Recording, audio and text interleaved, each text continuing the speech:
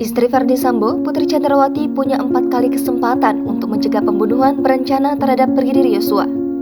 Namun dia tidak mencegah niat jahat sang suami. Hal itu terungkap dalam persidangan Ferdy Sambo di Pengadilan Negeri Jakarta Selatan pada Senin 17 Oktober hari ini.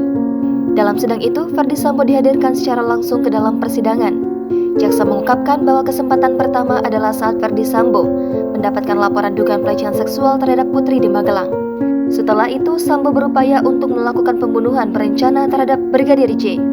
Saat itu, Putri mendengar saat Barada Richard Eliezer atau Baradae ditawarkan oleh Ferdy Sambo untuk menembak Brigadir J di rumah pribadinya di Kompleks Polri Duren 3, Jalan Saguling, Jakarta Selatan.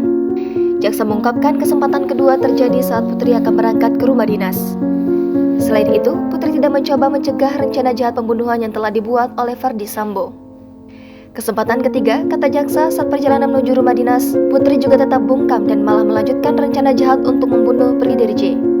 Sebab jika mengacu alasan untuk isolasi mandiri, maka asisten pribadinya Susi yang kala itu ikut ke Magelang dan ikut tes PCR, tidak diajak ke rumah dinas Duren 3. Jaksa mengungkapkan kesempatan keempat adalah saat sebelum Brigadir J dieksekusi. Saat itu, Putri berada di sebuah kamar dengan jarak 3 meter dari tempat eksekusi yang dilakukan Baradae serta Ferdy Sambo. Tak hanya itu, Putri kembali tidak ada upaya untuk mencegah tewasnya Brigadir J. Saat diam dan membiarkan ajudannya tersebut tewas setelah diberikan tembakan terakhir oleh Ferdy Sambo di bagian kepala belakang. Jangan lupa subscribe, share, komen, dan like ya!